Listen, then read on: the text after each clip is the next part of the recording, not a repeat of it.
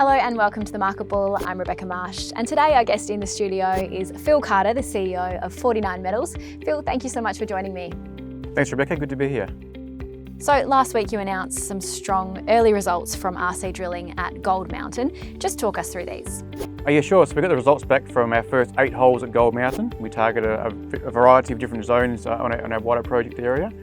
We hit some high-grade gold and silver in most holes. Our best hit was 1.5 metres at 15.8 grams per tonne, and high-grade silver as well at 284 grams per tonne silver as well in what we call the Monte Cristo zone. That's sort of targeting a high-grade structure with these sort of broad, low-grade halos around it as well, as we typically see at Gold Mountain. At the adit zone, which is sort of further up the mountain, we got less silver, but again high-grade gold, 33 metres at 1.1 grams, including a high-grade sort of quartz vein in the guts of it at 1.5 metres at sort of nearly 5 grams per tonne.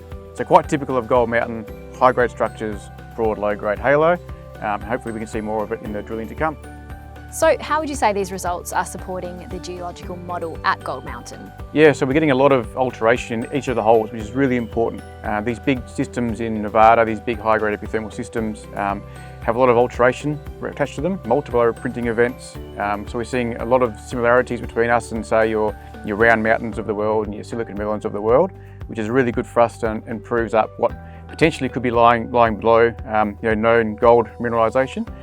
Also, like I said before, we're getting these sort of high-grade quartz structures and this broad, low-grade gold around the structures, which is typical of what we see and what we expect to see going forward. So really encouraging so far.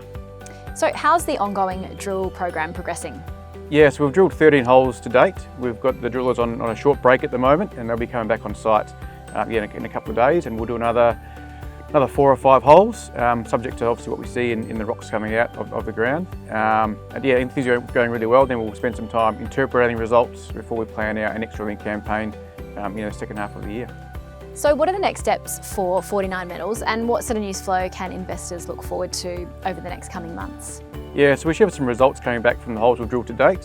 So they'll come back in a few weeks' time, plus some obviously more holes we're going to drill, so results probably coming through until mid-year at least. And then we start looking at some interpretation of what the results mean, some geophysics, so some geophysics across at least 2 of our projects. So yeah, should be plenty of news flow to come, at least in the short term. Phil, thank you so much for the update. No worries, thanks Rebecca.